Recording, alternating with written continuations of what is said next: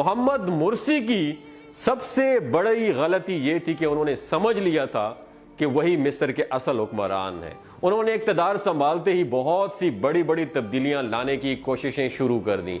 मोहम्मद मुर्सी के खिलाफ मुजाहिरों का सिलसिला एक गैर मुनज़्ज़म गिरोह तमारुद की जानिब से शुरू किया गया। मोहम्मद मुर्सी की हुकूमत के खिलाफ कहा जाता है कि सऊदी अरेबिया ने भी अपना बहुत इंपॉर्टेंट रोल प्ले किया। सऊदी अरेबिया ने उस गिरोह की फंडिंग की और मोहम्मद मुर्सी के खिलाफ साजिशों को कामयाब बनाया। आखिरकार 3 जुलाई 2013 को फौज ने मुर्सी का तख्ता उलट दिया और उन्हें मंजर आम से गायब कर दिया। ये कई महीनों तक लापता रहे और आखिरकार नवंबर में एक मुकदमे की समाअत के दौरान उन्हें मंजर आम पर पेश लाया गया। पहली पेशी के दौरान अदालत में सख्त बदनज़मी देखने को मिली। मोहम्मद मुर्सी आए, कहा कि मैं अब भी मिस्र का कानूनी तौर पर सदर हूं।